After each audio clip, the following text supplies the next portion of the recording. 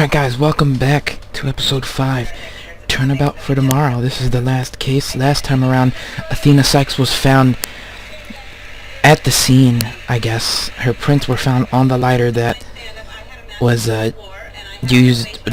being held by the person that killed Taryn. It's crazy, but yeah. Let's jump into episode 5. No one can escape their past.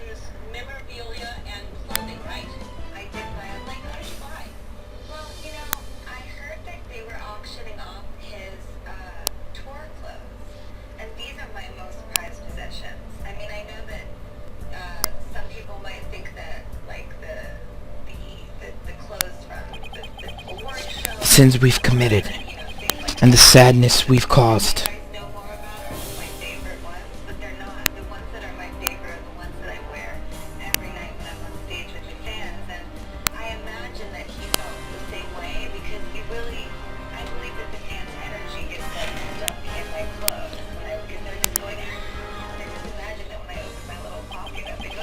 No matter how far we run, our past remains, as ever-present as the moon in the sky.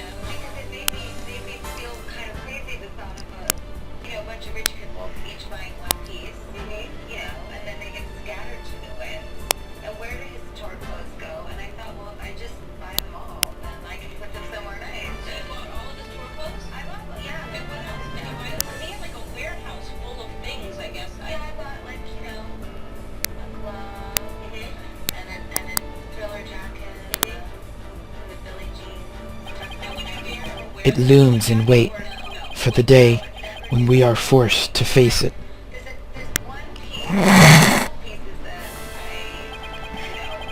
But only in doing so can we truly make peace and move on in hope towards tomorrow.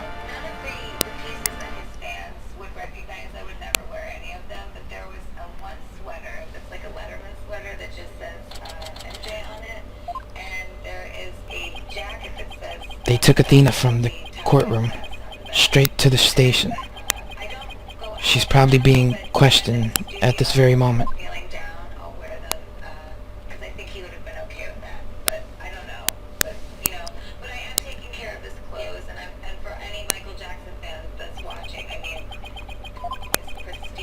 After this past year, I took it for granted that those two would always be here.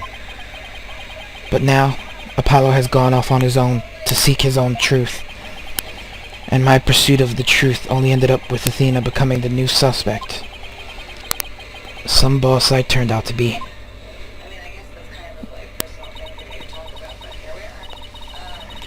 It's even quieter in here than usual. Yeah, it seems so empty too. I just don't get it, Daddy. All of your reasonings during the trial seemed perfectly solid. Yeah. Yeah. And I still believe it was, at least based on what we know. But now Athena is the one who's being accused.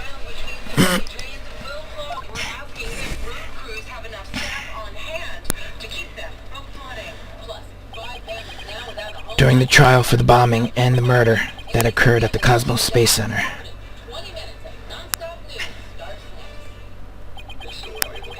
The lighter used by the real culprit was found. This lighter proved the defendant, Solomon Starbuck, innocent.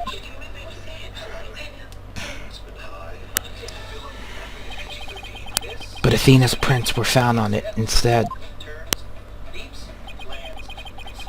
And she was subsequently arrested for the murder. But Athena couldn't have done it. It just doesn't make any sense. Don't you think I know that?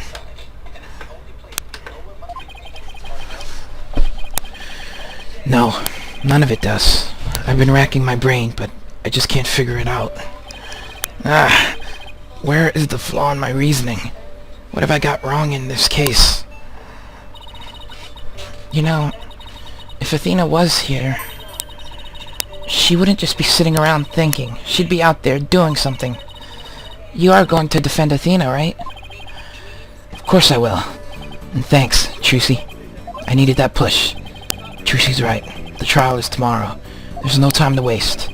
If I'm going to prove Athena's innocence, I'd better get out there and find some evidence. Off we go, then. We're on a hunt for evidence that'll prove Athena's innocence.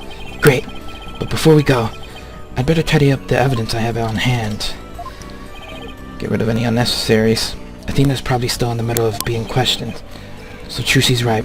The thing to start with is talking to the people at the Space Center. Alright, to the Space Center.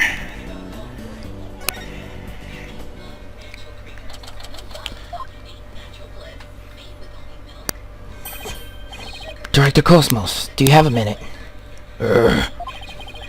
Galactic Scooter, full speed ahead. Director! He scooted away. His expression changed the instant he saw you. Yeah, well, I dragged his name through the mud pretty good at the trial earlier today. Yeah, I guess. Boarding lounge.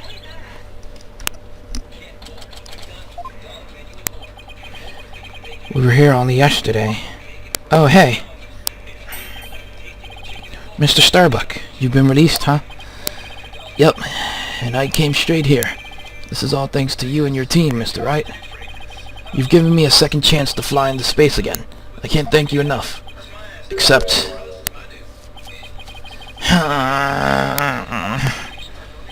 What's wrong? I thought he'd be happy to be acquitted.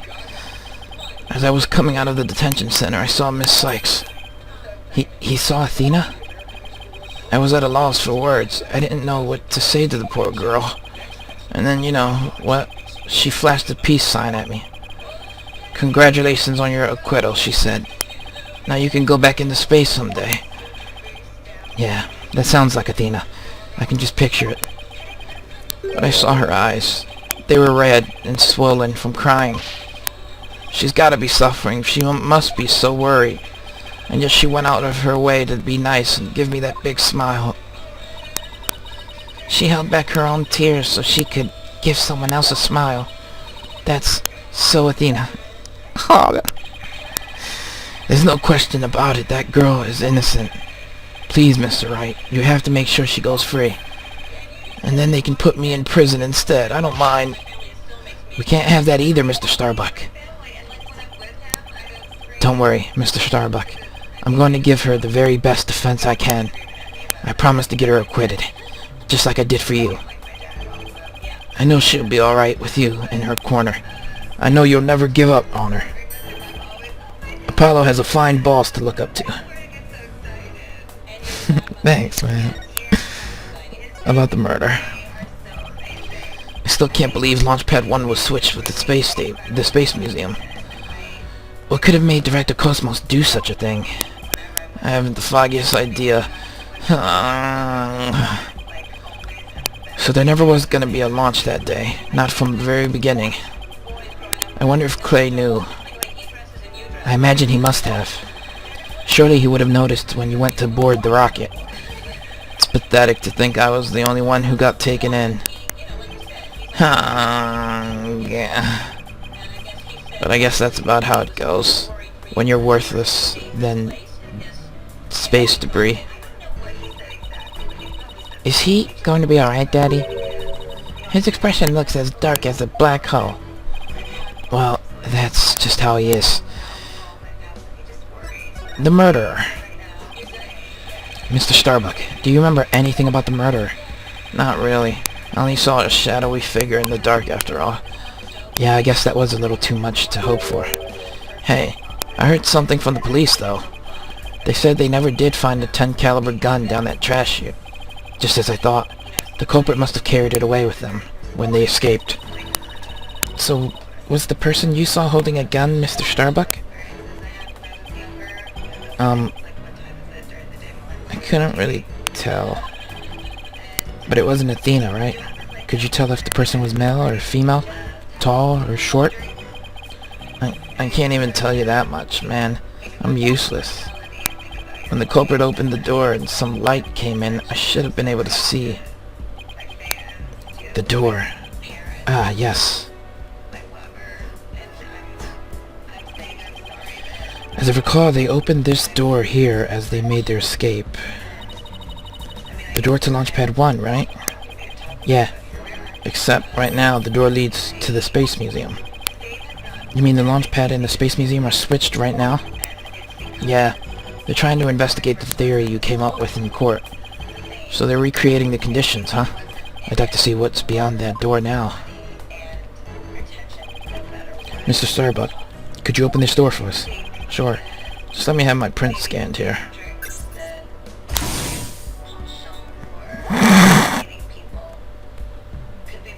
Alright, switching the launch pads. Do the launch pads get switched back and forth a lot? Well, back when the Space Museum was Launchpad 2, they used to switch the pads around at times. But these days, Launchpad 2 is only used as a tourist attraction, right? Right. Because quite frankly, the Space Center needs the money. I hear you. Times sure are tough. Daddy, let's go check out what's beyond that door. Sure, let's go. Hey, why don't I come along? I can show you around. That'll do. What's that? Huh? I wonder what these dead leaves are doing here. Maybe they were stuck to the bottom of somebody's shoe? There are lots of trees around the Space Center. She's right. It's a modern state-of-the-art building, but it's surrounded by trees. But I don't know. If they were stuck to the bottom of somebody's shoe, wouldn't they look more crushed up? These don't look like they've been stepped on. Maybe there's some kind of secret hatch in the corridor, and they came in that way. Not everything is set up like a magician's stage, you know? Why not? Could happen. Alright, I think this is the only thing I can really look at. So this is another one of those devices for opening the door, huh? Yep. But this one doesn't require fingerprint verification. You just hit the button and open sesame. So when you and Clay went through here, you didn't need to show your prints either. That's right. Trucy. Just like how the culprit didn't need to scan their prints. When they escaped back out of the Space Museum corridor into boarding lounge, lounge 2. Wow. I don't see anything else that jumps out at me. And I imagine this corridor is built exactly like the Launchpad 1 corridor.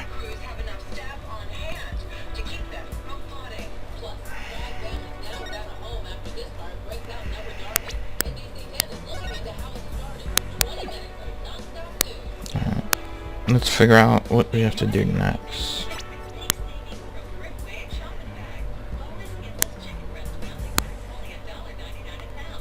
No real notes about it?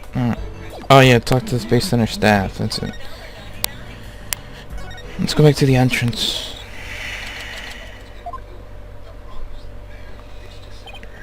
Curse the wretch who sullied my good name. Reverse course and full speed away. Director Cosmos, wait!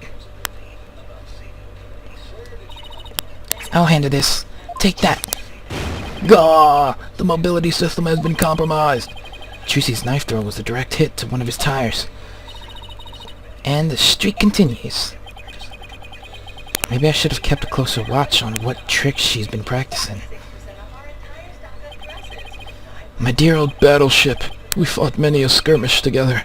It has been an honor. He's going to blow that thing up. Nah. I bet all that button will do is make it go haywire again. Very well, I surrender. As a prisoner of war, I expect to be treated honorably. Yeah, we just want to ask you some questions, man. Director Cosmos, when you were talking in court about switching the launch pads, you used your right to remain silent about the reason as to why.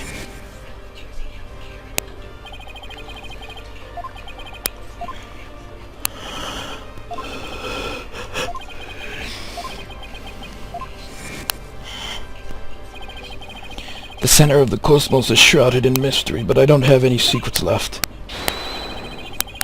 Now that my battleship has been destroyed and I've been taken prisoner. Oh, we got some locks on him. It's Magatama time. No secrets left, huh? I beg to differ.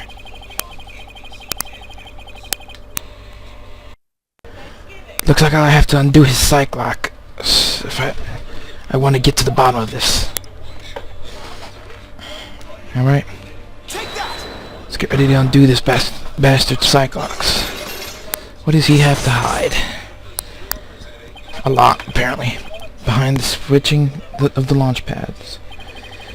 I want you to tell me everything you're hiding about the switching of the two launch pads.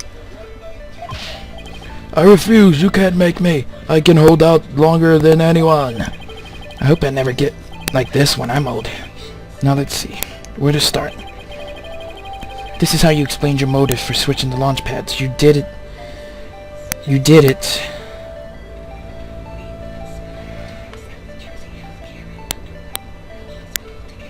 to save the astronauts. That's what he was saying. Thanks to you switching the launch pads, the astronauts escaped injury from the blast.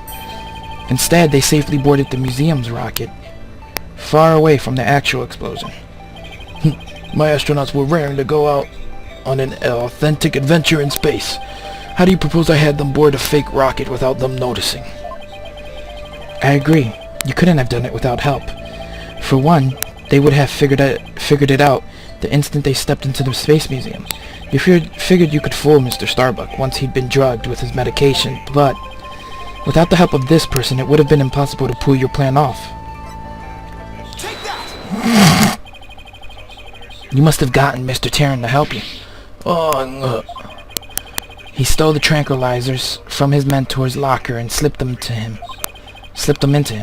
And then with Mr. Starbuck in a daze, they boarded the replica rocket in the museum. Someone please help this poor prisoner of war. How's he able to spin around like that? It's one lock. If you really wanted to save the astronauts' lives, shouldn't you have just called off the launch? If I could have done that, do you think I would have gone to all that trouble? I guess he must have had a compelling reason why he couldn't call it off. But how did you know to switch the pads in advance of the bombing accident? Well, that's because I was warned in advance. Once I received that warning, it was my duty to ensure my astronauts' safety. But it was just a warning. It could even have been a prank. Why did you believe in it so completely? Because I went to one of those mediums that everyone's talking about these days. Oh? I didn't realize channeling was back in vogue. Besides, I thought it was you yourself that got the warning via telephone. Yes, that's right. The bomber contacted me personally. My battleship is equipped with a special advanced communication system, you see? AKA a regular old telephone. It's been a while, planning another launch. I see you haven't learned. I'll never forget the terror I felt when I received that call. The bomber said, "It's been a while." And that was enough to make you take the threat seriously? Perhaps Director Cosmos took the threat so seriously because the Space Center had been involved in a bombing once before. Maybe the culprit in the current case is the same person who was involved in this incident.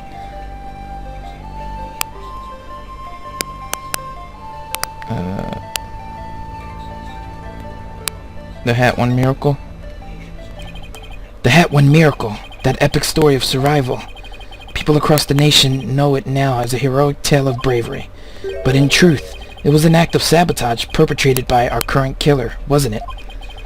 Very few knew about the previous plot, so when the caller said it's been a while, you knew beyond the shadow of a doubt that the danger was real and it wasn't a prank. Whoa! Didn't anyone ever tell you to go easy on the next servicemen? And the second lock is down. Yes, the Hat One Miracle was really a desperate battle against an act of sabotage. I even lost the life of one of my staff members in the fight. Sabotage, murder. So this is the ugly truth behind the Hat One Miracle. I let my guard down. I thought the saboteur had been caught and that the case was closed. Huh? Wait a minute. The murder at the Space Center 7 years ago. This must be the person Director Cosmos thought was the culprit.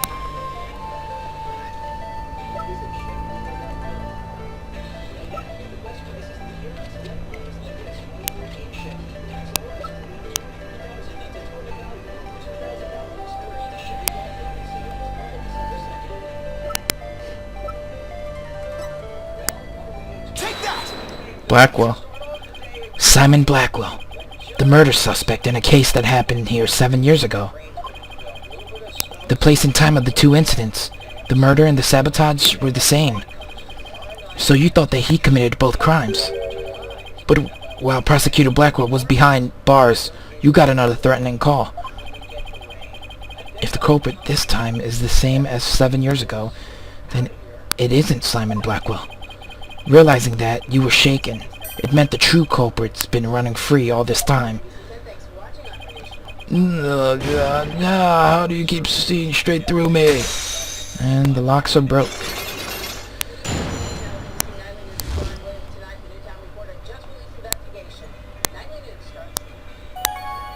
Switching the launch pads. The reason why Director Cosmos won't talk about why he switched the launch pads is connected to the truth behind the Hat One miracle. The sabotage and murder that happened at the Space Center 7 years ago. Director Cosmos, tell us what you're hiding.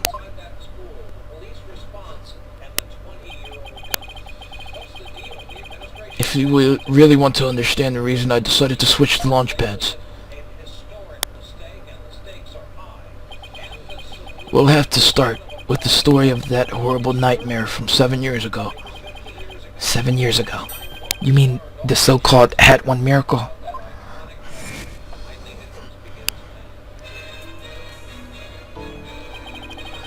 The launch went smoothly, but once the ship entered outer space, then the troubles began. It was all the handiwork of a certain person and their evil scheme.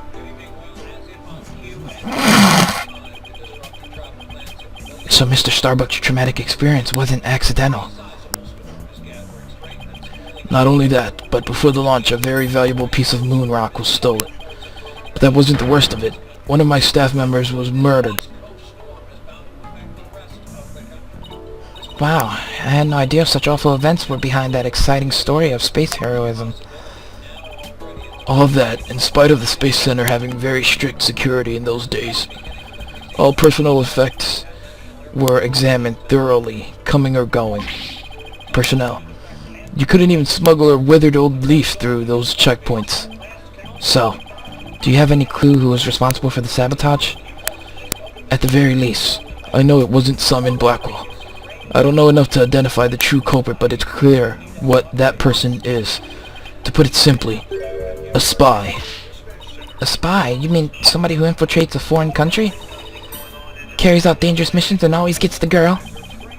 Someone's watching way too many late-night movies.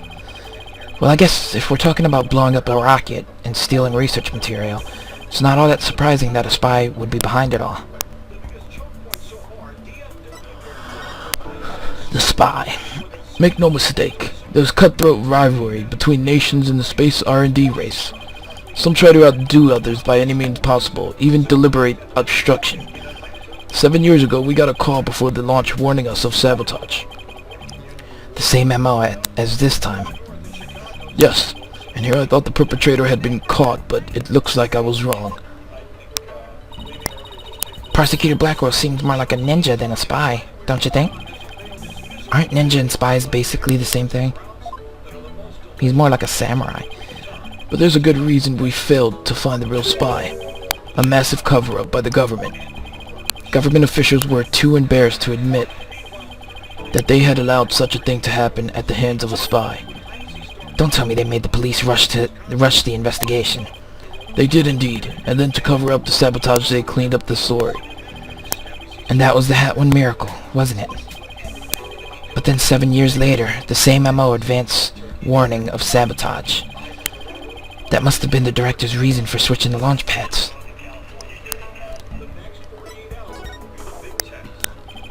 "7 years ago, the spy gave you advance warning of their plans, just like this time. That was what made you decide to switch the launch pads, wasn't it?" That's right. The caller knew the facts of the case 7 years ago despite the cover-up. They knew about the sabotage, the moon rock, the murder, and they said, "You don't want things to go like they did 7 years ago, do you?" I immediately thought of calling off the launch, but the government wouldn't let me. We don't give in to the likes of terrorists. We must proceed for our country's honor. It was quite a moving speech, actually. Moving? Really? Maybe if you're easily inspired by political talking points. But I knew the truth. We had been warned, which meant that the danger was very real. And I knew there was no way to stop the spy. No matter what I did, they would find a way. That's why I switched the launch pads and staged the moving rescue scene.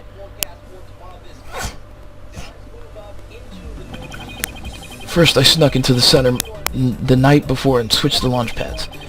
That way, the astronauts would go from Boarding Lounge 1 to the Space Museum. Then I put a closed for repairs sign at the door to Launch Pad 1 in Boarding Lounge 2. You did that so normal visitors wouldn't enter, right? What else did you do? I enlisted the help of several staff members, including Taryn. But you didn't let Mr. Starbuck in on it. He'd already been through enough, and he's no good at lying to keep a secret. I'm afraid I had no choice but to have him drugged. My plan went well until Clay's murder.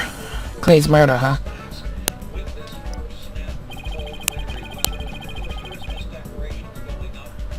After the culprit made their escape, I switched the launch pads back. I did it in such a way that no one would find out, but after all that effort, Taryn is dead and the Hat too is destroyed. And the Hope capsule, which had returned to us only recently, was also lost in that blast. My home, the center of the cosmos, my beautiful Cosmos Space Center is done for. Wait, what did he mean by the Hope capsule was lost in that blast? Yeah, it was clearly right there, right?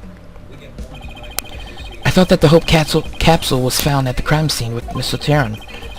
It had just been brought back by the Hope space probe with asteroid samples inside.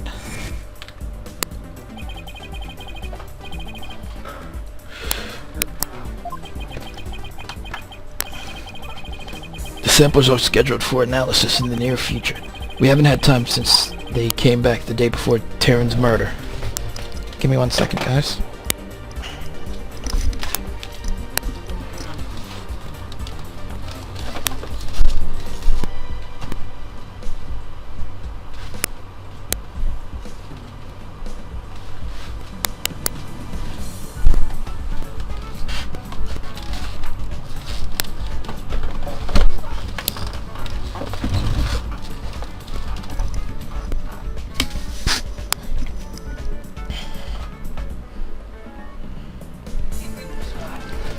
Sorry about that.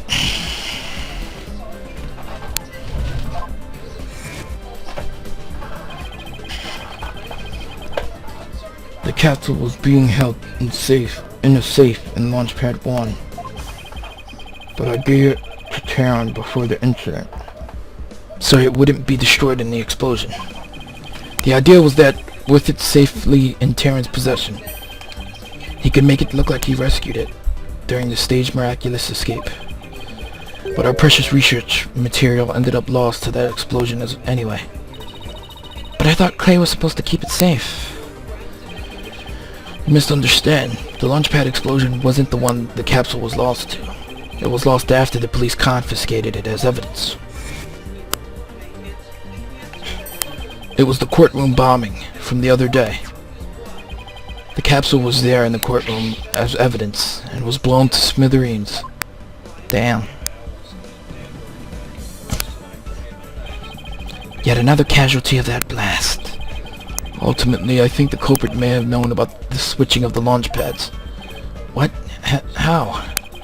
The police found a wiretapping device during their investigation today. A bug aboard my battleship. A tap on my advanced communication systems. A wire on that phone? Yes, a wire on this very phone. I used this phone to give instructions to my staff about the launchpad switch. Just to the few select members who knew about the plan. Just before the incident, staff members were coming in and out of Launchpad 1. The culprit probably slipped in with them amid the confusion. And planted the bomb then. Yes. If they were tapping your phone, they would definitely could pull something like that off. So you really think the same spy is behind this incident and the one 7 years ago? Yes, I'm sure of it.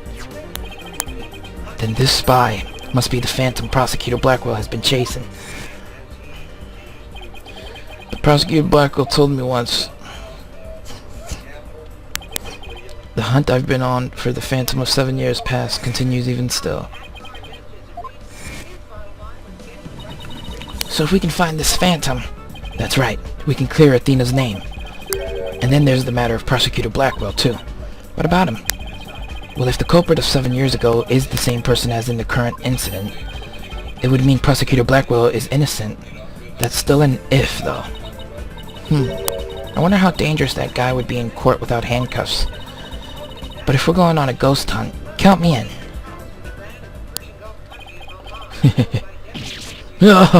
It's all over for me.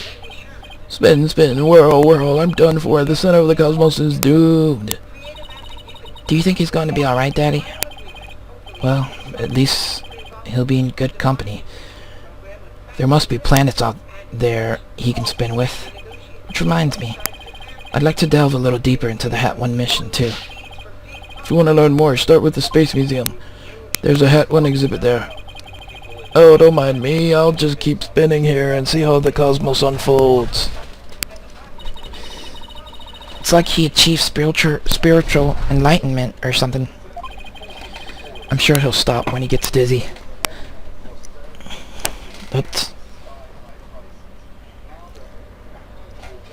Let's go visit the Space Museum.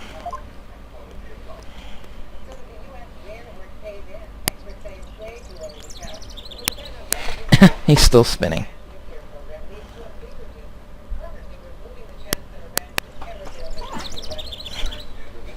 Okay. Then I guess we're off. Space Museum.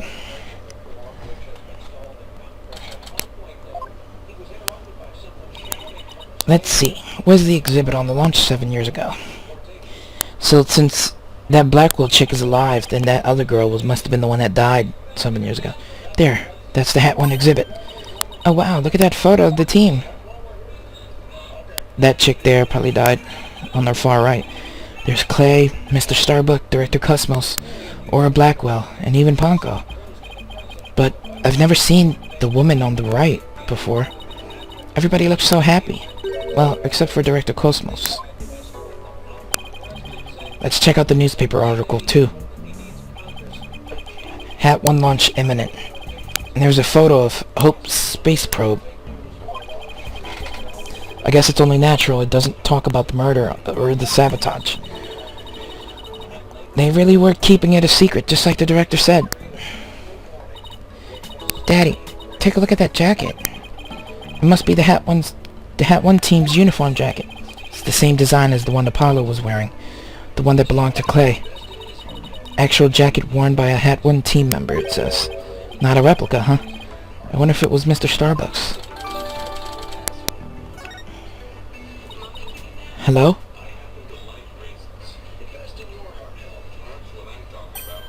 Oh, Miss Woods. What brings you here?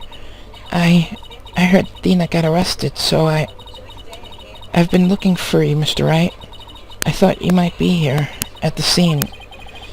You must be so worried, but rest assured, I'm going to do my very best to defend her. Dina's going through such a hard time. I hope she doesn't lose heart. Even just coming back to this place must have been really difficult for her. Huh? You mean the Cosmos Space Center? What? You didn't know? She used to live here when she was a little girl. She did? No, I didn't know. No wonder she knew so much. Miss Woods, could you tell me more in detail? Nice, we're gonna get some info. Athena in the space center. Dina's mom worked here. If I remember right, she was a doctor of psychology or something like that.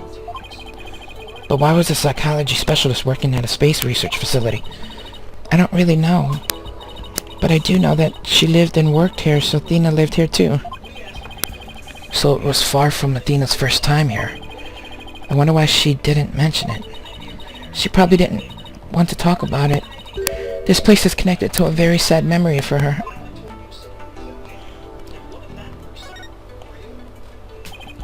A sad memory? Can you tell me about it? There was a terrible incident here. It was 7 years ago. The same time frame as the Hat 1 launch. Dina's mom, in the robotics lab, she was murdered. What? After it happened, Athena stopped coming to school. Poor Athena. And all this time, she never let on at all. I was so worried about her. I came here so many times hoping to see her.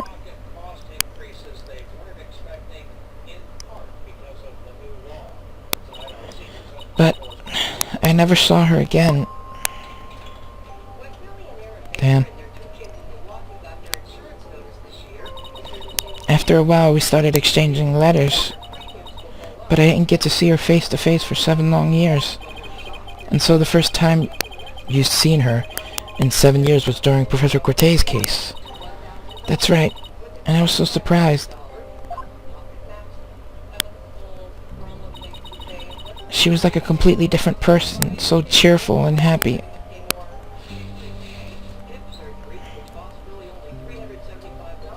Damn. How was young Athena? What was Athena like as a child? She was very sensitive and kind. She didn't talk very much. She liked to draw and paint at home. That's completely different from the Athena we know now. I can't even picture it. She never left the Space Center much because she was very sensitive to other people's emotions. When she went to crowded places, she'd get dizzy from all the emotions flying around. It must be hard to hear people's hearts as well as their voices. She always wore those big, heavy-looking headphones. She said her mother made them for her as part of her research. Huh? I wonder what kind of research it was. Because of her special ability, Athena couldn't handle being in school very often. And I was always out sick because of my weak constitution. Maybe that's why we became such good friends. We used to play together here at the Space Center a lot. It brings back memories. Sounds like Athena's mother played a big role here at the Space Center. Oh, Daddy, show her that picture. Atta girl. Good idea. Okay, picture. Present.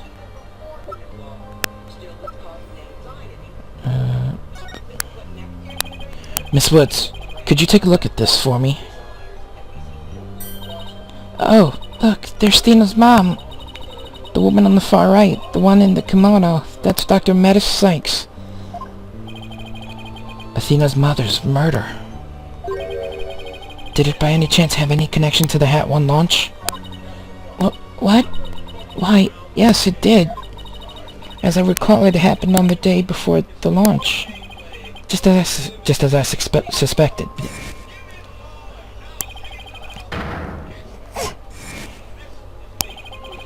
So, this is the murder Director Cosmos was talking about. Does that mean that the crime prosecutor Blackwell was convicted of is the murder of Athena's mother? There's a chance her death is somehow connected to the current case. There is? Thank you for all your help, Miss Woods. And please, try not to worry. I won't let anything happen to Athena. Thank you, Mr. Wright. I know you'll take good care of her. So we need to investigate the robotics lab and also talk to Athena. We've got our plates full. I hope we can fit it all in before the day is through. The detention center first, then. We have to see Athena before visiting hours are over. Yeah, let's do that. Let's see how she's doing. Well, if it isn't Mr. Lawyer, fancy meeting you here. Oh, hello, Detective Fulbright. Here on business? To tell the truth, I'm here to interview Ted Tonet, The one behind the courtroom bombing incident. He suddenly said he's ready to tell the truth about that case. And what he was saying was so incredible, I just had to come right over to hear more. Incredible? What was he saying? Why, don't you hang around and hear it for yourself? Really? Us? Are you sure? I give you my special permission. Here comes the bomber now.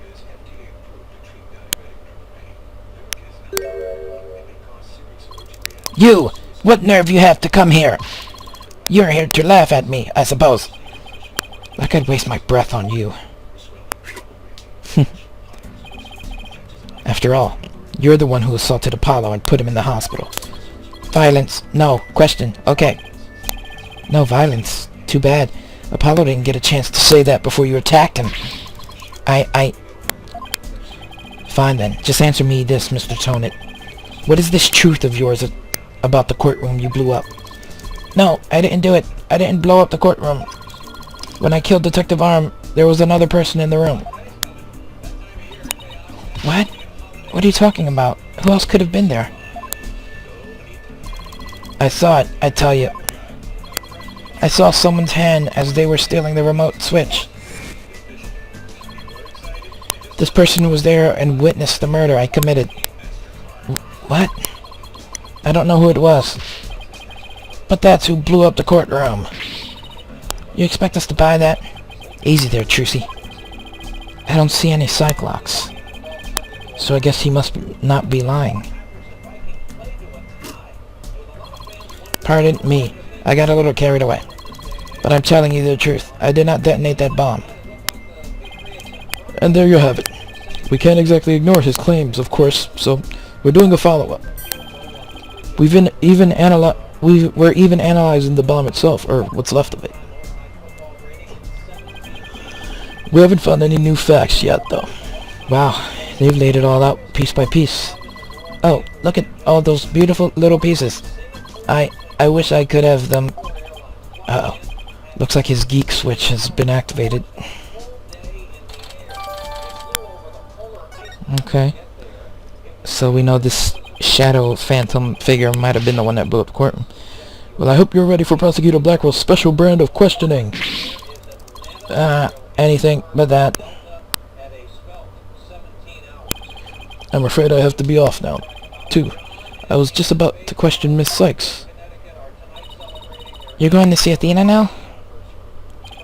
That's right. Oh, did you folks come to see her? Sorry for the trouble, but could you come back later? Well, off I go. What bad timing. Looks like we'll have to wait until after her questioning is over to see her. And after that, and after we came all this way, too. Well, I guess it's back to the Space Center. Let's go check out the robotics lab. Alright, sounds like a plan. Boop. And boop. And boop.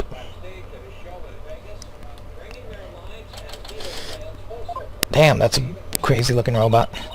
So this is the robotics lab, huh? Looks like it's exactly one floor above the boarding lounge. And where people were directed to evacuate from via the emergency ladder. This is where Athena's mother was killed 7 years ago. Speaking of someone who works with robots. Look! Over there! Apollo? So they plan to use this bag to carry the capsule, is that right? Yeah, more or less. Say, why don't we stop talking about the case and have a nice cup of tea instead? Apollo and or Blackwell.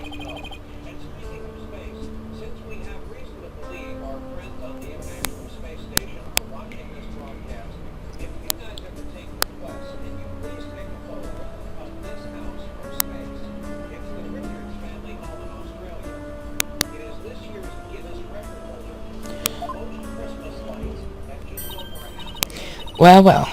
Come to spoil our fun, just when I was enjoying our alone time. Trucy, and Mr. Wright. If it's Apollo you want, you can't have him. He said he's investigating on his own. And I respect his wishes. We just came to investigate this lab.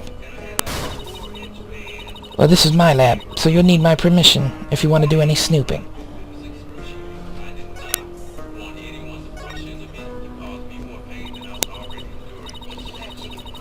I heard about the trial. You made mincemeat out of the director.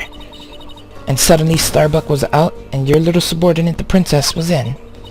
Case closed, and they all live happily ever after. Daddy, say something to her.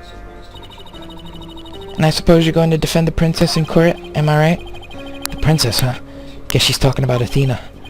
Of course, Athena is innocent. Oh my, such loyalty and trust. She seems pretty suspicious to me, though. The emotionally unstable princess. There's your culprit for you. Don't you agree, Apollo? I don't know yet. Apollo, how could you? What's wrong with saying I don't know if it's true? It's a very scientific approach. Your subordinate is more level-headed than you, or should I say, former subordinate? Ha ha ha. Damn, really, Apollo? I can't believe it. Does Apollo really suspect Athena? Phew, all this laughing has worn me out. Your turn to say something, hunk of junk. Mr. Terran, you look pale. Shall I help you to the sickbay? Mr. Terran? But that's Apollo you're talking to. Oh, this hunk of junk here is mistaken Apollo for Clay. Maybe Apollo is possessed by Clay's ghosts. Mr. Terran, how are your injuries? Mr. Terran... Mr. Terran, how are your injuries? Mr. Terran... I guess Clay intends to hang around to haunt the princess that murdered him. Oh, and to haunt the lawyer that defends her too, of course. A robot that can see ghosts? Yeah, right. And I'm a spirit medium. Sorry, but apparently scientists just don't tell very frightening ghost stories. I intend to defend Athena, no matter what you have to say about it. How perfectly foolish. That kind of blind belief makes people lose sight of the truth. Just like 7 years ago.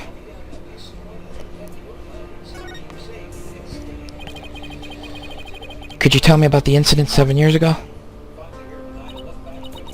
Why? Do you enjoy trampling on people's feelings and rubbing salt on their wounds? Or do you just want me to talk? In that case, what should I ask for in return? I'd like to hear about that incident too. It helped me understand the current case better. Huh? Apollo knows about that case too? Well, if you're the one who's asking, Apollo, come on, hunk of junk, you tell the story. But Miss Aura, that's private information. Tisk, if you want to talk, I'll just have to make you talk. Jeez. Yes, who cares about personal privacy? Not me. I'm ready to utilize my blast processing abilities to impart all available information. Wow, what a magic trick. He's like a completely different robot now. The bodies of all the robots that come through this lab are designed by Miss Aura. I was born 7 years ago. Miss Aura was much younger then. Yikes, better watch what you say if you don't want to get recycled, Clonko. And then our hearts were created by that great genius, Dr. Mattis Sykes. Hearts? Robots with hearts? Can you even make such a thing? Emotions are not irrational. Things are logic. And our hearts can be integrated. The two navigation companions created by Miss Aura and Dr. Mattis transcend humans.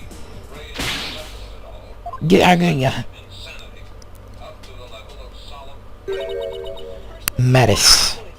Huh? She just glanced over at her desk. Nobody could continue Mattis's research. She and her work were truly one of a kind. And now the two navigation companions are all that are left of Mattis here on Earth.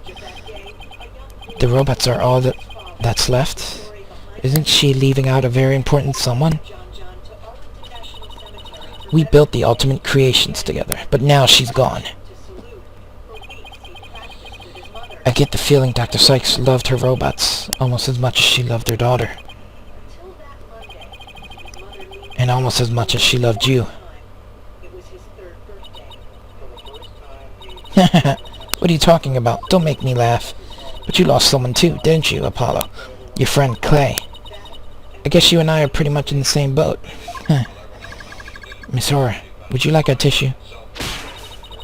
Keep your trap shut, hunk of junk. Clonko and Punko. Clonko is an important keepsake of your time with Dr. Sykes. You should treat him better. What does it matter? He doesn't feel pain, and I can always repair his body. Besides, their hearts aren't actually in their bodies. What do you mean by that? The program Metis wrote runs on a separate mainframe. Their bodies are controlled remotely from there. Their hearts and memories are there too. These bodies are really just peripherals. So, I can do anything I want to them. I'm not so sure that gives you the right to physically abuse the poor things. But why are you people looking into such an old case now, anyway? Well, we believe the culprit of that incident might be the same person as in this case. So, Daddy's going to find out who killed Dr. Sykes.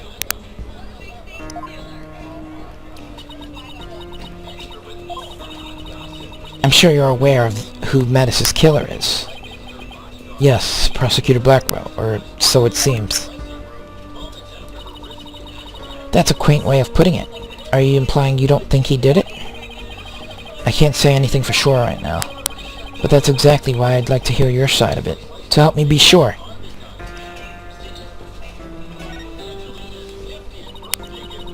I was the one who introduced Simon to Metis, you know. He wanted to learn psychology. He said to give himself an edge in court. Prosecutor Blackwell's forte. His infamous power of suggestion technique. Exactly. And he was oddly serious about it, rather than a teacher-student relationship. He treated her more like how a loyal samurai would treat his sovereign. Huh? He seems more like a lost soul than a dignified samurai to me. He even got along well with that miserable little princess. He did? Why do you call Athena the princess, anyway? Well, she is Metis' daughter, after all, although she's nothing like her, besides. Doesn't the selfish little princess always have lots of white knights hanging around? Now I think I see why Athena didn't say anything when we ran into Aura yesterday. It all makes sense now. So the culprit behind the two cases could be the same, huh? That settles it then. What does it settle? None of your business. Just forget you heard anything. How long are you people going to hang around in here anyway? What? But we came here to take a look around. You think you can just waltz in and ransack a person's lab? Show me a search warrant. We're not the police, so we don't have one. Then get out, now. Clonko, show them out. Certainly, Miss Aura. Ouch! Don't push. My apologies, I'm just following orders. Damn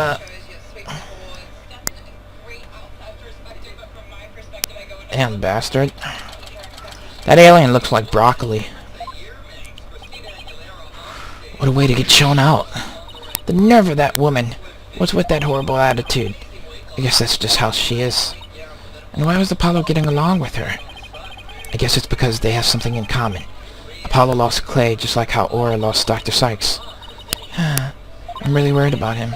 He's not himself at all. He's usually not all cool and dark and mysterious like that. I guess that's true. Does she mean he's really usually silly and dorky?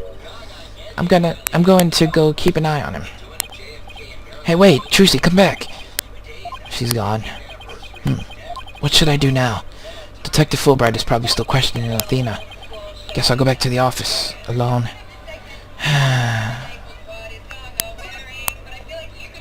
Okay.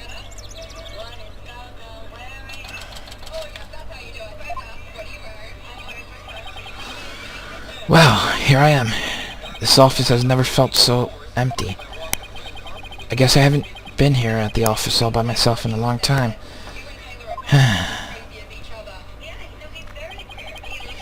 When I first became a lawyer, my mentor was here with me. And after that, there was always someone by my side. Now I'm getting all sentimental. I must be tired. Huh? There's something on the floor. What's the letter doing here?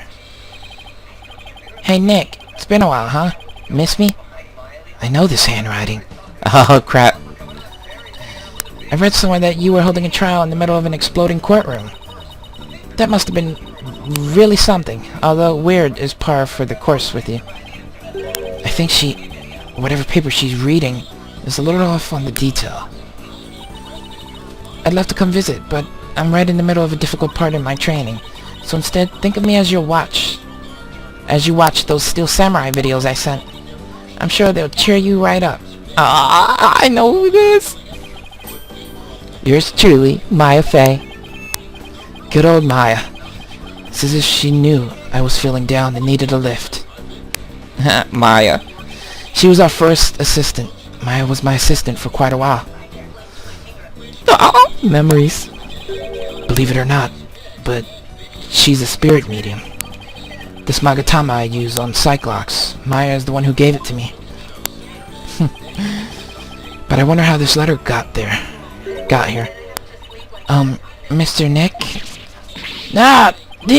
Oh, it's you, Pearls. Pearls. It's Pearls. Pearl is, yeah, Pearl's another, character from the old Phoenix Wright games. Alright, let's talk to Pearl.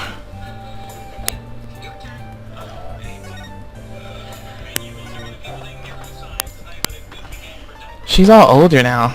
It's pretty cool. How have you been, Mr. Nick? This is Pearl Fey, though I call her Pearls. She's Maya's cousin, who is also a spirit medium. A very talented one at that. I've known her since she was 8 years old, but Apollo and Athena only met her a few months ago. You didn't come all this way just to bring me a letter, did you? I apologize for barging in. The door was unlocked. But I can't believe there was a big explosion here. Your office doesn't look any different. She's even further off on the details than Maya. I wish I could take you out to eat or something, Pearls, but there's a lot going on. She's still doing that! Oh, I knew that. I didn't come here for a social visit, you know, Mr. Nick. Wait, 1 second, guys. Where is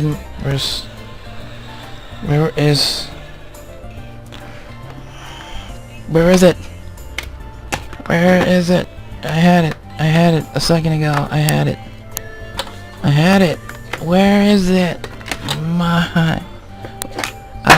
Gosh, if I don't, like, bolt the thing down, I lose it every 5 seconds. Where is it? I don't see it. Okay, Pearl's errand. Did you read the postscript on the letter? Huh? There's more? Oh yeah, here it is. P.S. But you've been too busy to clean out or take care of the office, so Pearlie said she would come help you. Isn't she sweet? You better thank her. No, so that's what you're doing here. That's awfully nice of you, Pearls. Maya and Pearls. Thanks to these two, I'm starting to feel a little better. Thanks, you girls. Thank you, girls. Now that I'm here, I'm going to whip this place into shape. You just concentrate on your work, and don't mind me at all. I'll need to talk to Prosecutor Blackwell if I want to learn more about his case. With the trial still going on, they must be holding him down at the detention center. Alright. I'm glad to see her. Detention center.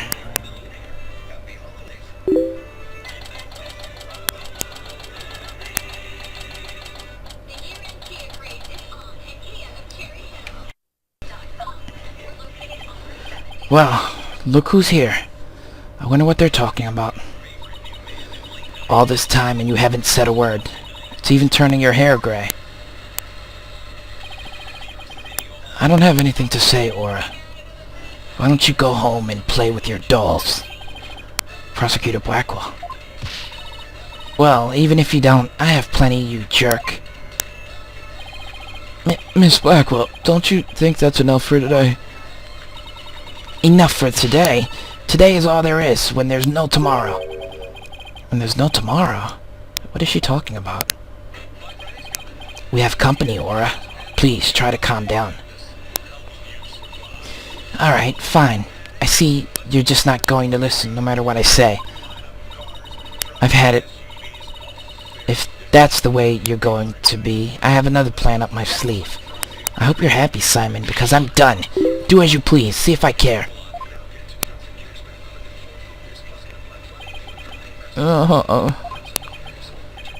Wow, I could cut the tension with a katana. Right, Dono. It looks like Fulbright saved your case in court this morning. What? Oh, yeah, he did. You bounced back to business quick. But Prosecutor Blackwell, forgive me, but it was the just thing to do. But, as a result, Sykes Dono was arrested. Was that the just thing to do, too? Mr. Lawyer, I'm sorry, but it was evidence. What else could I do? Don't worry about it. I plan to defend her and prove her innocence. I wouldn't take things so lightly if I were you. Right, Dono? This is blade-proof glass, right?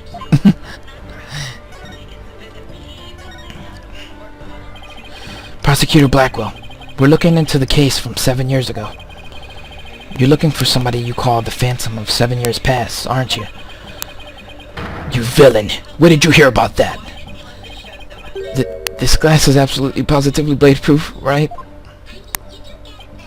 No, it wasn't me. I didn't say a single oops. Ouch. At least it wasn't my fault. Could you tell me who this Phantom is? And also, you didn't really kill Dr. Sykes, did you? Guard! The guest is leaving! Prosecutor Blackwell, please listen to me. The culprit in the current case might be the same as the one in the case 7 years ago. If you would cooperate, we could probably solve both cases. I suppose I could talk. The one who killed my mentor was without question me. I stole Sykes Dono's mother away from her. I destroyed her life. Prosecutor Blackwell. Guard, where are you? Stop dragging your feet, I tell you. Damn. There he goes. No! We've upset Prosecutor Blackwell. Now what are we going to do, Mr. Lawyer? There isn't much we can do. Detective Fulbright, do you mind if I ask just a little more about that old case? Well, I guess it won't make any difference now. But what'd you like to know?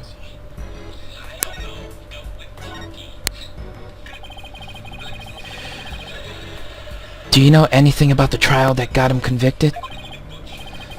A little. The police call the incident the UR1 incident. Prosecutor Blackwell was charged with murdering his psychology mentor. Kind of like if your red Mr. Lawyer were to kill you. I don't want to think about that one. There were 2 decisive pieces of evidence, so a verdict was reached very quickly. 2 pieces of evidence, huh? What were they? Let's see. The first was some security camera footage. He was the only one who used the corridor to the murder scene at the time of the crime. The only one, huh?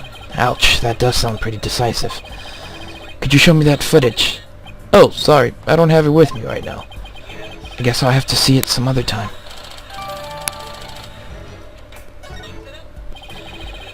And what was the second piece of evidence? This one's even more incriminating. A photo of the moment of the crime.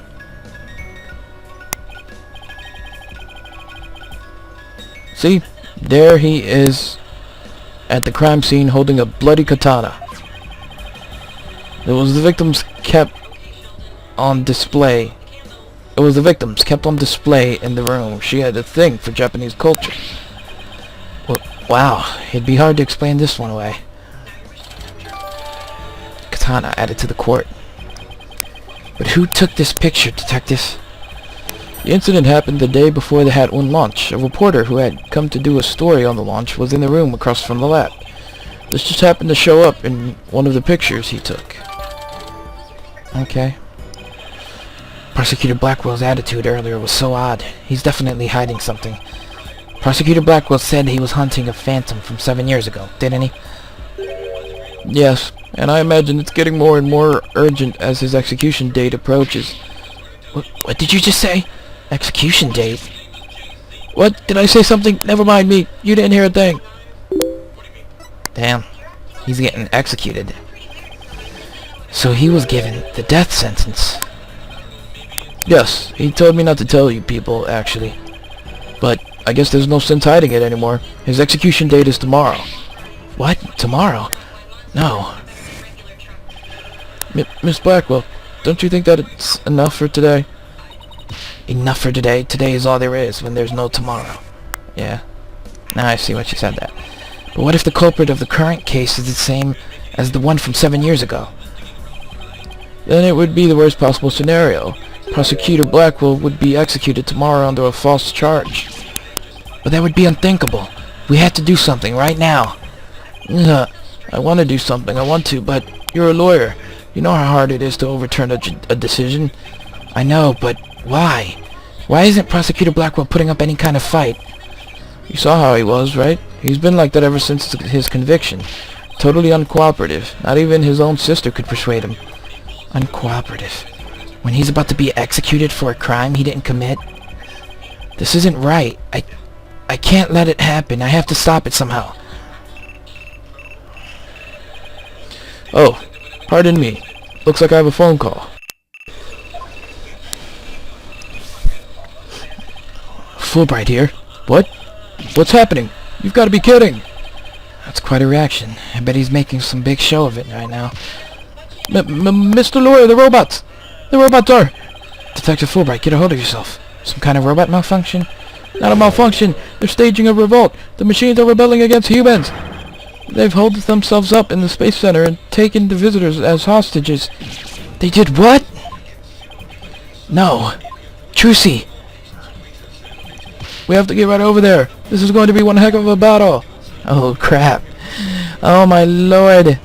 All the movies are coming to life before my eyes. The riot police are here, then. The robots really are holding people hostage.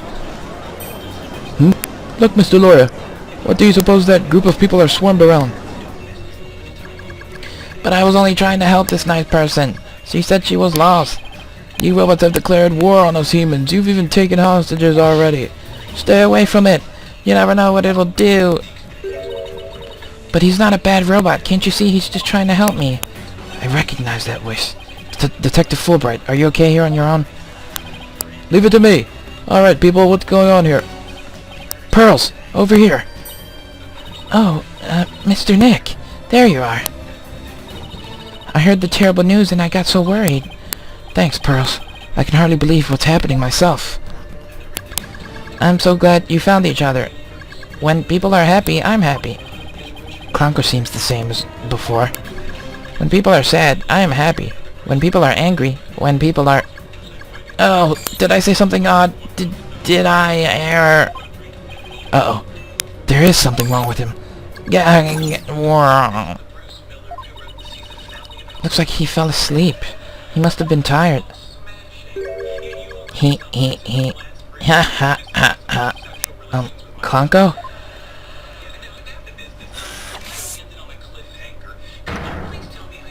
What the hell?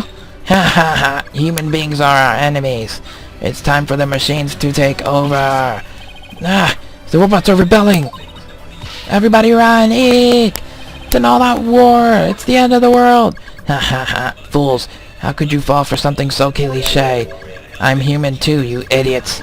I'm just controlling these robots remotely. What? But it is true that I've taken hostages, so you better not make me mad. Hey, you, hostage 1, come here. I'll let you talk to them. Huh? There's something being displayed on Clonko's face screen. Oh, crap. It's the Space Museum. Daddy? Daddy, is that you? Trucy! Trucy, is that you? No. Trucy, are you alright? About 15 robots are holding 12 of us hostage. They've gone haywire. A researcher is the one behind it. She's here. Cut! This girl talks too much. Trucy! Trucy, talk to me!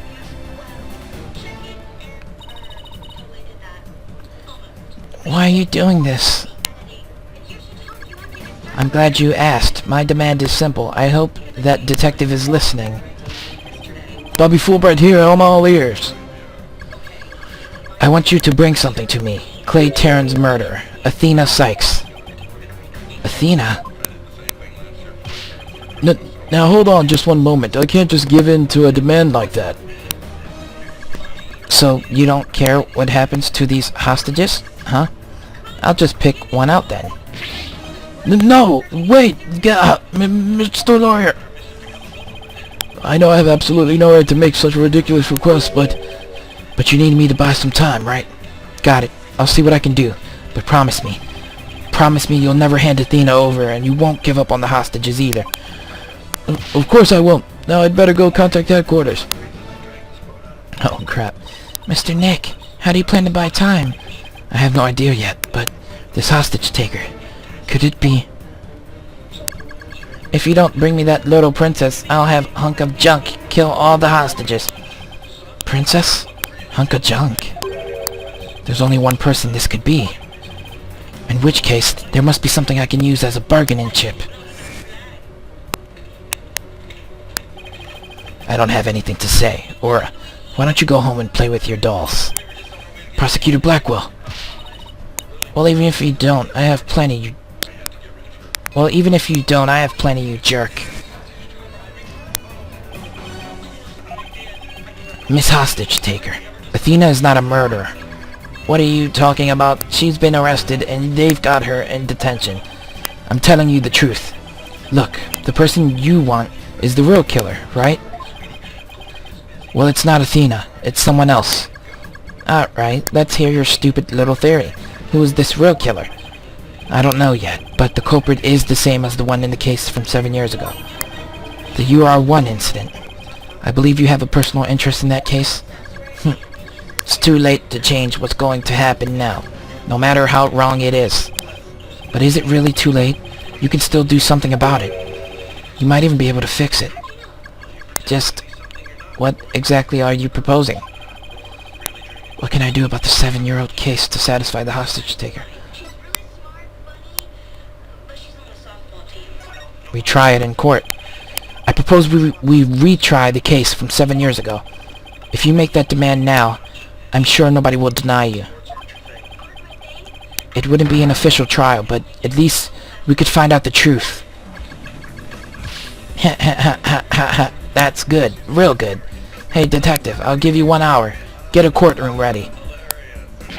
1 hour? But that's impossible. Please, give me at least until tomorrow. If you don't mind losing hostages, you can take all the time you want. Oh, but wait. If we're going to have a retrial, we'll need a prosecutor. Don't worry, I'll take care of that. She will. And I guess I can be fair and let you come in and check out the crime scene. But Hunk of Junk here will be watching you, so don't try anything funny. You got that? Now follow Hunk of Junk. Ride, police, make way. We're coming through. Mr. Nick, wait. I'll help you with the investigation. Thanks, Pearls. I appreciate that. Okay, we're going in. Damn. So we're gonna retrial the 7-year-old case.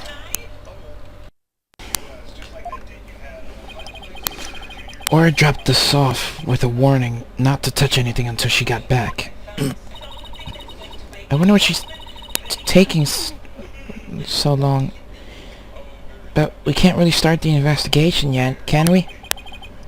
Even if we could, this mess makes it hard to tell what the room was like 7 years ago. Mr. Wright? Ah, it's the hostage taker. I'm back to my usual self now. You're still being monitored, however. But more importantly, an important guest has arrived. A guest? Cutscene? Yep. Oh, look who it is.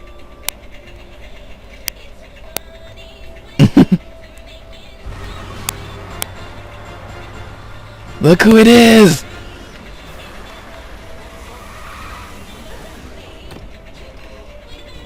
The one and only great prosecutor himself.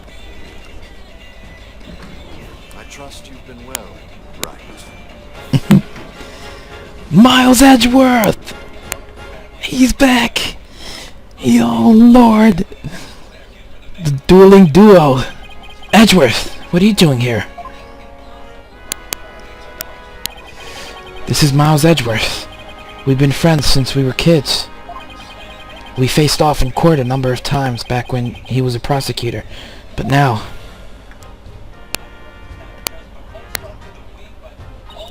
Hello, Prosecutor Edgeworth. Oh, but you're not a prosecutor anymore, are you? He's chief prosecutor now. Pretty soon it'll be a year, right? Yeah, he's the chief prosecutor. A title is nothing more than a title. Don't we have more pressing issues to discuss? Damn, Miles Edgeworth. The one and only. So what are you doing here, Edgeworth? The captor chose me as the prosecutor for the UR1 case. Wow, she's good. She went all the way up to the top. I gathered all the information I could in the short time that I had. I'll give you a rundown.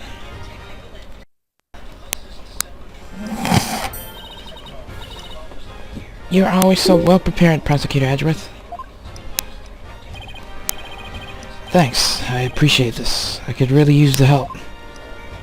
Alright, the UR1 incident. I'll start with a brief overview. The victim was the psychologist, Dr. Metis Sykes.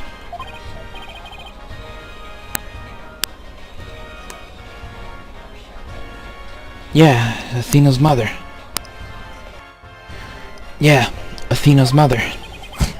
7 years ago, on the 7th of October, her body was found here in this very room.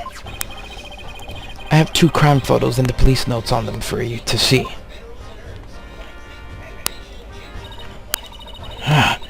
What a terrible way to die. This other photo shows the other side of the room, I see.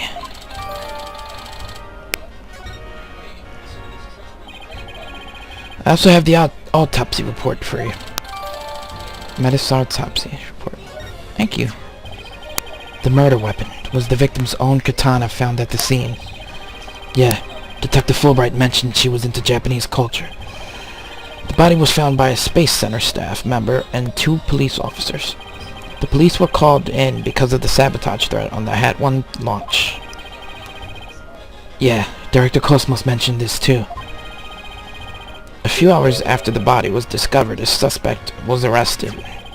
The suspect was Simon Blackwell, a young prosecutor.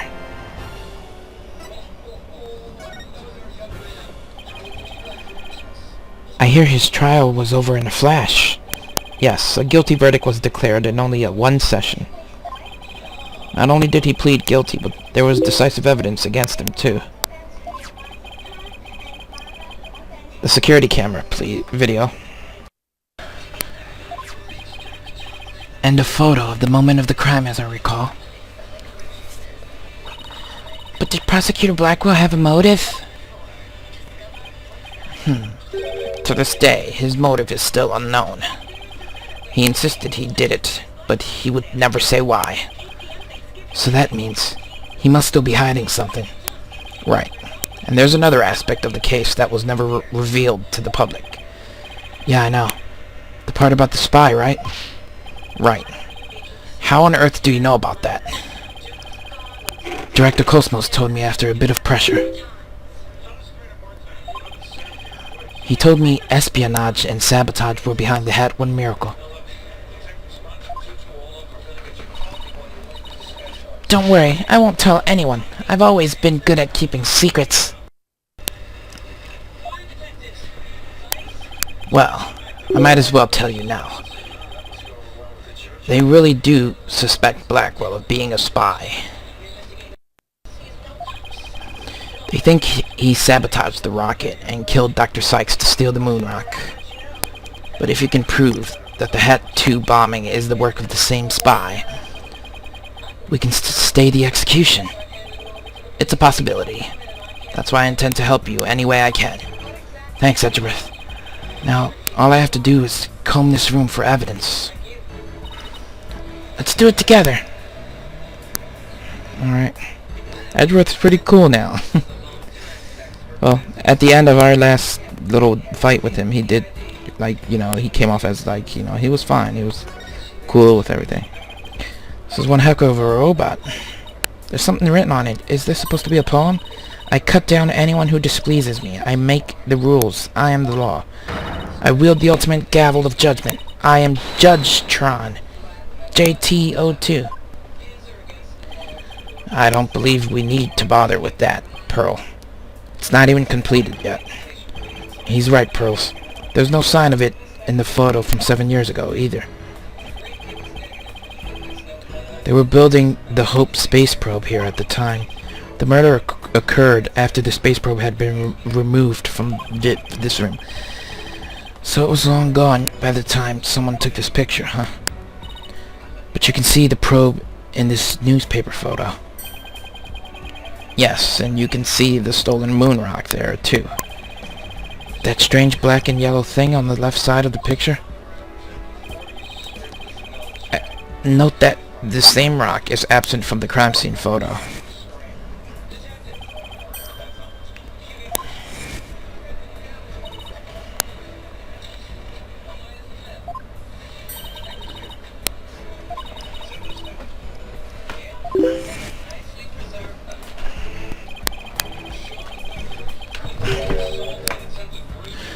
So, the person who stole it, think it was our spy? I'm sure of it. Dr. Sykes was probably killed because she was a roadblock in their plan. Unfortunately, the government thinks Prosecutor Blackwell is the culprit.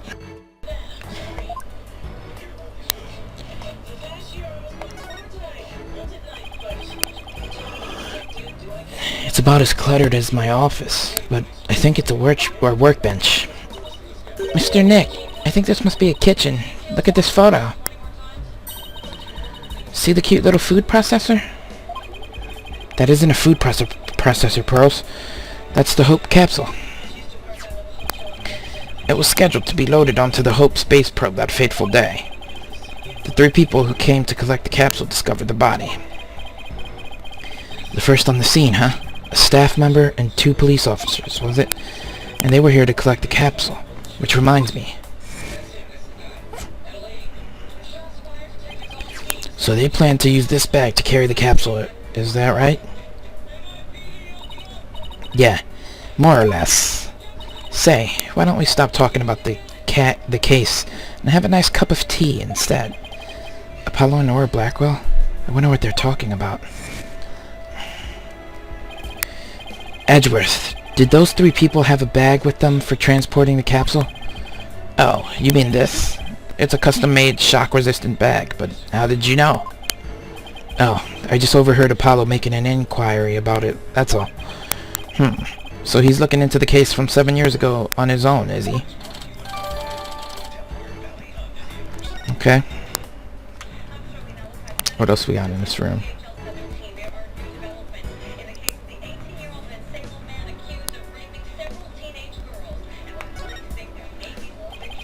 Hey, look at this row of rolling cases. I bet the wheels make it easier for people to move heavy research materials around.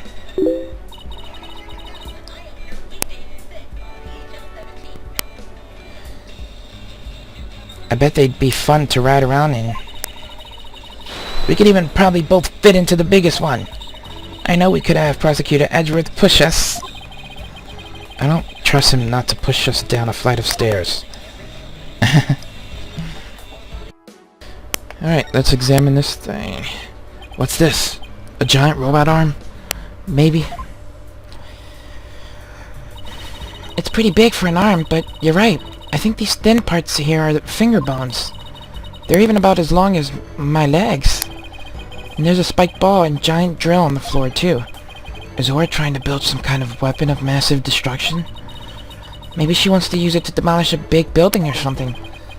I can picture her gleefully tearing down the street, doing just that. I'd better not think about it anymore. Let's look at this thing, because this was in the old picture. What's this? It looks like a giant power plug. It's attached to what looks like an electric vehicle charging station. That's a charging station for us robots. We come here periodically and charge ourselves up. Wow, machines that maintain themselves. That's pretty cool. If our batteries run out and we lose consciousness, we never know what Miss Aura would do to us while we're down, you see. Nothing motivates quite like fear, huh?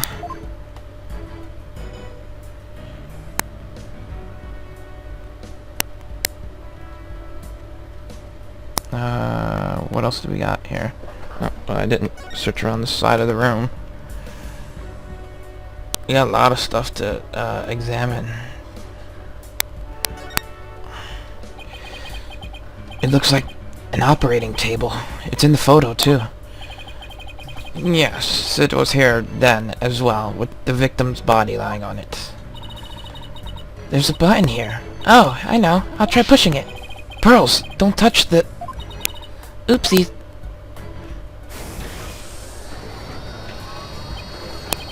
Hey, it's moving! It appears to be a robot assembly device. Disassemble anything in a flash. Push the dismantle button. That sounds pretty neat. Can I push it, Mr. Nick? Please don't push any more buttons, Pearls.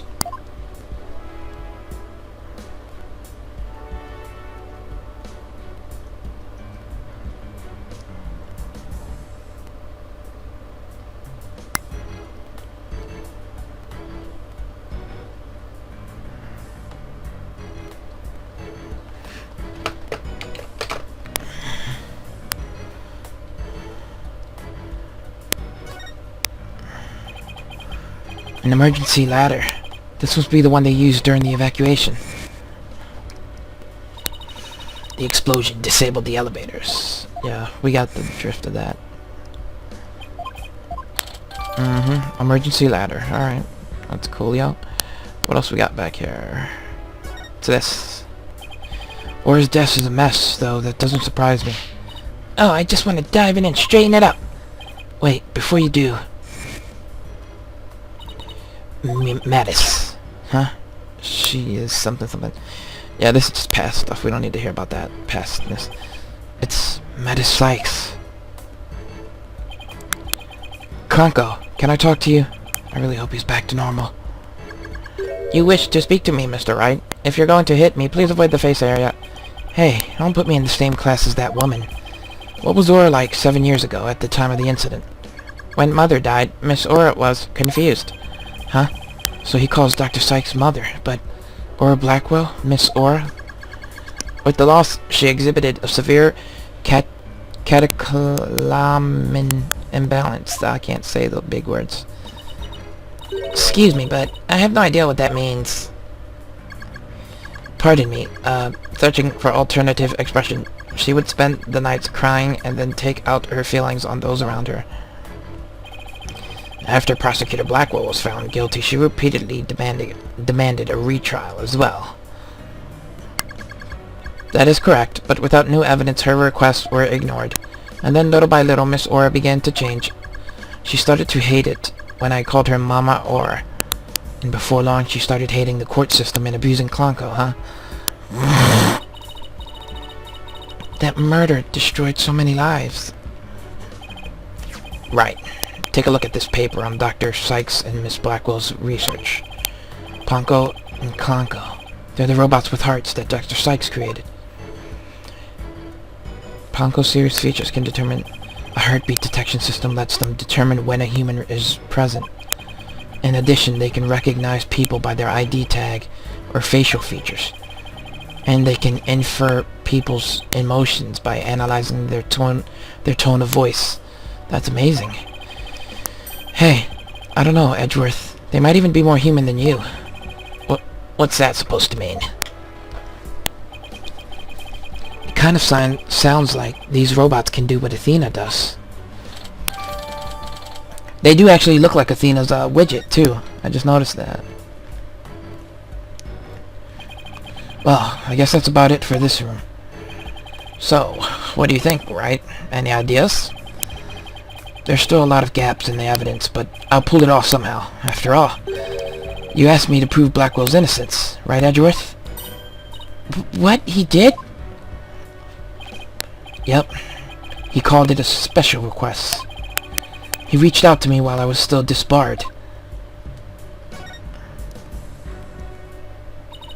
So that was what sparked you to get your attorney's badge back? Yep. The Blackwell case.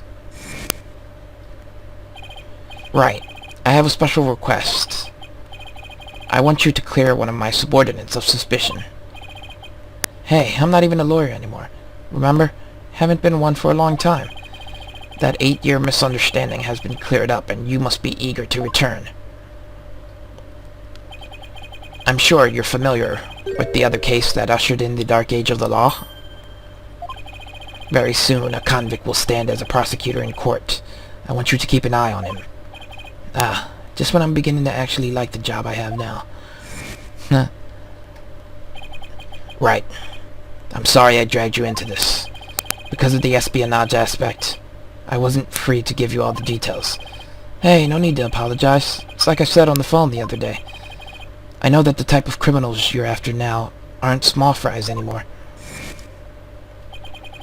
It looks like your target finally decided to make a move. Ah, damn, so he was talking to Edgeworth in the beginning. Yeah, it's for this very reason I returned. Time to bring it to an end. I'm going to end the Dark Age of the Law. That's what this is all about. The Dark Age of the Law. The Dark Age of the Law. It sure comes up a lot these days on TV and in papers. And I hear there are more false charges and fabrications of evidence than ever. When I became chief prosecutor, the court system had already lost the people's trust. It all began 8 years ago. A lawyer was caught fabricating evidence, and the year after that, a prosecutor was found guilty of murder. Wait, do you mean... That's right. He's talking about my case and Prosecutor Blackwell's.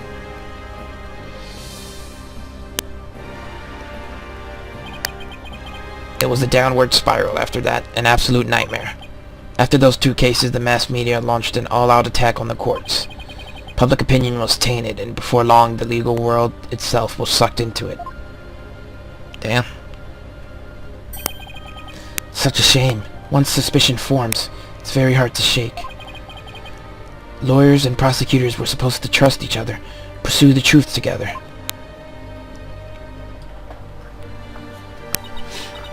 It's so sad when people begin to cast doubt. They start lying to themselves and each other.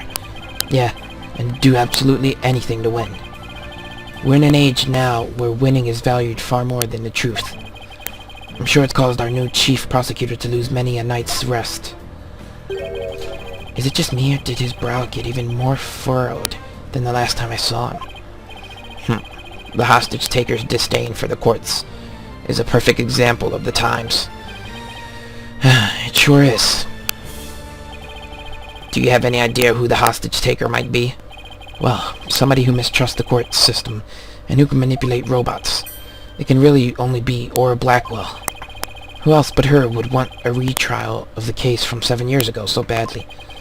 Simon Blackwell's older sister, and the owner of this room. I agree with your conclusion. Perhaps she intended to force Miss Sykes to confess. Actually, I think she had a much more horrific plan in mind for Athena. The important thing is for you to solve UR1 and prove Blackwell's innocence. And then maybe she'll release the hostages. I'm counting on you, Wright, to set that prosecutor and those hostages free. And I'll be counting on you in court to help me, too. Of course, I'll do everything I can to help uncover the truth. As this isn't an official trial, I'm more at liberty to be a little unorthodox. Mr. Wright, are you finished with your investigation? Yeah, but I'd like you to tell the hostage taker something for me. I have to go to the detention center. I can't start the trial until I've talked to Athena. She's already given her consent. I'll accompany you to the detention center. So I'm still being watched, huh?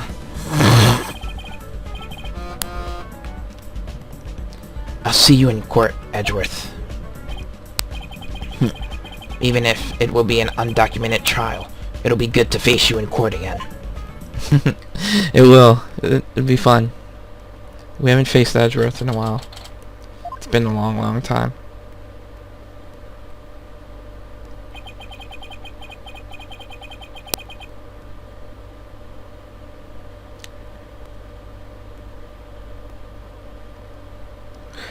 She was right by my side only a few short hours ago. But I feel like I haven't seen her in ages. Oh, Mr. Wright. And Pearlie, too. I knew you would come. After all, the first step is to interview with the defendant. And because you're my friend, I was worried about you. Thanks, boss. I'm not the only one who's worried either. Really? Who else? I saw Miss Woods today. She was so beside herself she came to find me. She told me you used to live in the Cosmos Space Center. No wonder you knew so much about the place.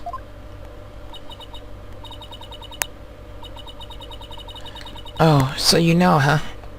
I'm sorry I didn't tell you. That's alright. But there are some other things I'd like to ask you. Sure. You can ask me anything. I promise, I won't keep any more secrets from you. The day of the crime.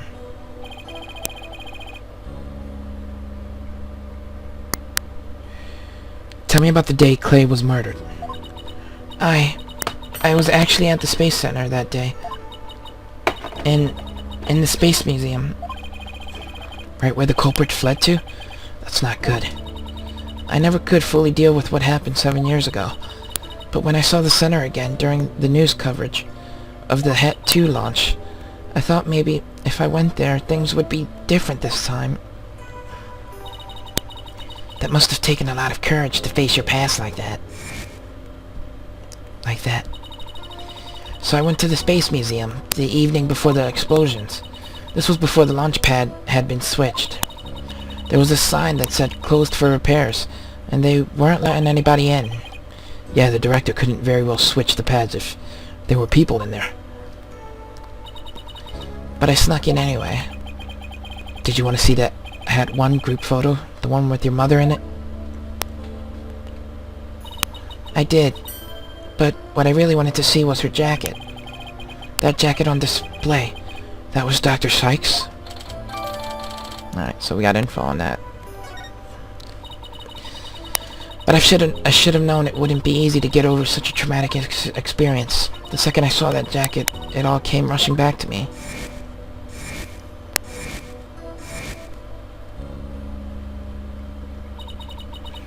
Everything around me went hazy and I couldn't see. I tried to get out of there somehow. But I guess I passed out.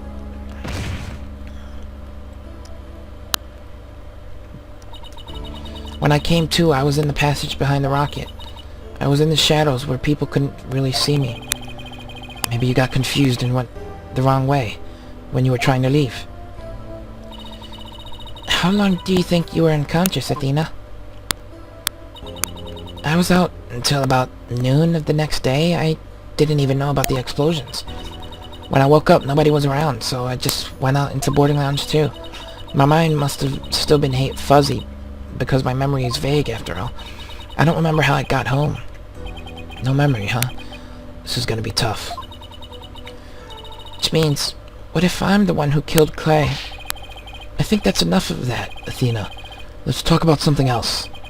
So during the entire incident, she was unconscious in the Space Museum. Of course I believe her. But will anybody else? What kind of research was Dr. Sykes, your mother, doing? Machines that could tell people's emotions by their tone of voice. And my special ability. Someday when people travel to distant planets, their companions will be robots. So she said they had to be able to understand how their human companions felt.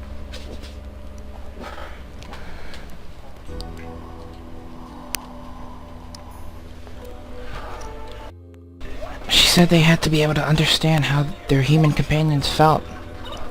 Wow, robots that can understand people. I was just a convenient subject for her research. All she ever did was work, and she never paid any attention to me. Oh, sorry about that. Dredging up all that old stuff. No need to apologize. I guess her home life was complicated. But by the way, Miss Woods said something about you always wearing headphones?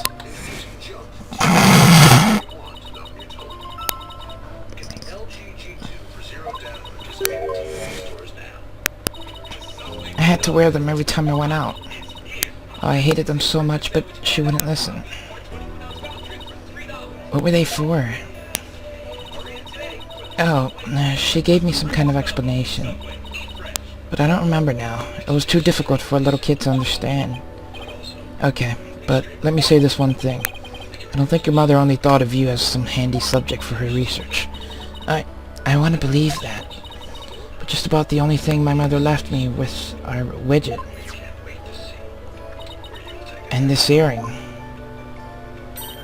Oh, it's beautiful. It's made of a piece of real moon rock she had for research. Maybe she did love me, in her own way. I'm sure of it. I'm really sure she did. Because that's what I want to believe too. Moon rock earring. I'd better ask her a little more about her mother's research. I should show her that paper I found in the robotics lab. Alright.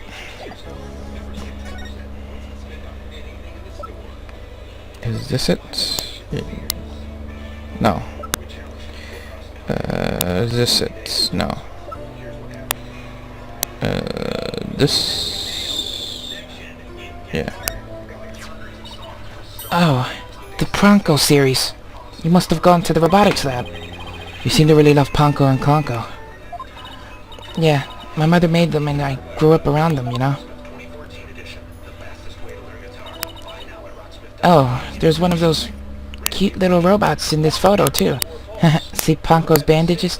I put those on her. I just wound them around and around. Pretty bad job, huh? But I really put up my all into it. I hardly left the center in those days, so I didn't have any human friends besides Junie. I didn't really understand the difference between robots and people back then. I thought that if a robot broke, bandaging it would help it get better. What a weirdo I was.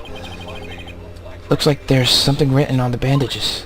Yeah, I wrote stuff like, "Get well soon, Ponko." But in the end, my mom just put her on the operating table and fixed her in a flash. Oh, that must be the thing I made move in the robotics lab. I was so impressed by what my mom did.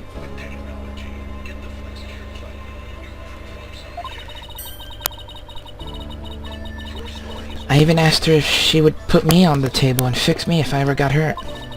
It looked like just like magic to me, what she could do. A little girl who grew up around robots. She seems to have some good memories of it. On a different subject, did you hear about the person holding up the Space Center? Yes, a little. And this person has even taken hostages? I guess I'd better spare her the news about Trucy. Well, after some negotiating, we agreed to do a retrial of the case from 7 years ago. What? You're kidding me! So that means Prosecutor Blackwell might... Yup. I know he's innocent. I just have to prove it. So wait, did you know him back then? Yes, he used to come visit my mom a lot. He studied psychology under her and would sometimes ask for advice on his legal cases. He was very kind and considerate and straight as an arrow. Unlike now, where he's more twisted than a basket of snakes. That's why I took the witness stand during his trial 7 years ago. Please, you have to listen to me.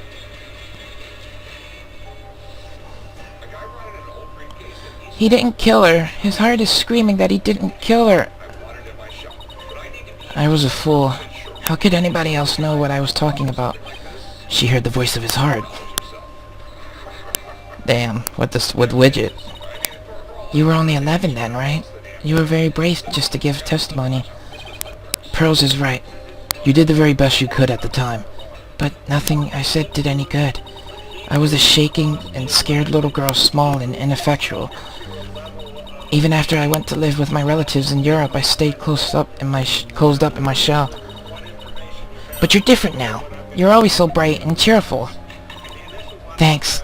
That's because one day I came to realize that I had to fight. I couldn't give up. I exercised hard, and I studied hard. I wanted to become the strongest lawyer I could. Why you became a lawyer. I wanted to save Simon, but I had no idea how. Then I met Mr. Wright, and thanks to him, I realized that if I became a lawyer, I could prove that Simon was innocent. I also realized that psychology could help me do this. I mean, psychology was my mother's specialty when I studied it. I felt like she was there with me, supporting me. It doesn't seem like Athena knows. The prosecutor Blackwell is due to be executed tomorrow. I wanted to prove Simon's innocence, personally. I wanted to do it so bad. Even now, I want to fly out of here and go save him.